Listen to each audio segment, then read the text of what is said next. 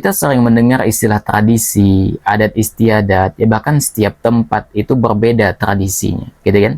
Ya, suku ini tradisinya begini, suku ini tradisinya begini, begitu. Dia menjadi ikon kadangkala terhadap sebuah komunitas, ya, terhadap sebuah suku, begitu. Dia menjadi ikon.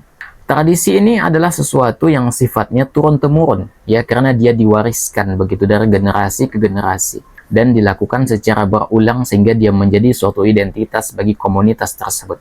Dan tradisi ini pada hukum asalnya, ya hukum asal dari tradisi ini dia perkara muamalah dan adat, bukan ibadah. Sehingga dia hukum asal tradisi ini adalah hukum asalnya boleh.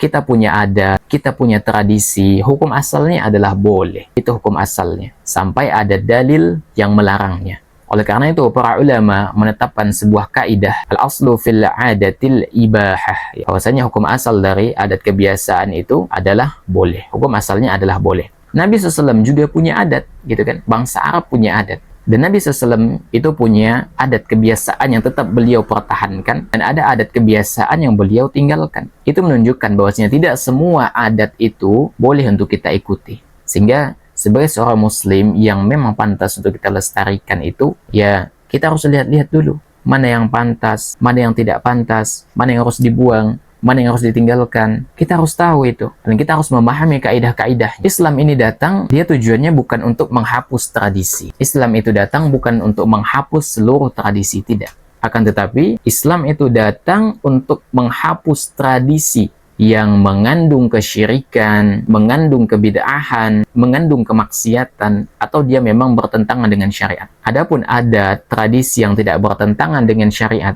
itu layak untuk dipertahankan. Layak untuk dipertahankan. Misalnya dulu, di zaman Nabi SAW ada tradisi, ya, nyembelih. Nyembelih itu ditujukan kepada patung, kepada berhala. Boleh nggak? Nggak boleh. Dulu di Arab, ya, sebelum Islam datang, para Islam, orang-orang menganggap bahwasanya anak perempuan itu aib.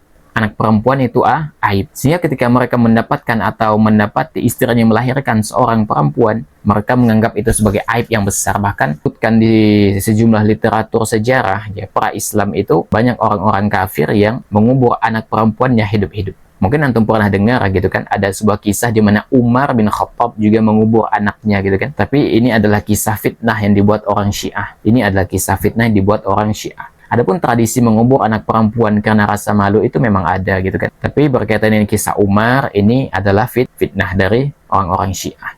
Layak nggak untuk dilestarikan? Nggak layak.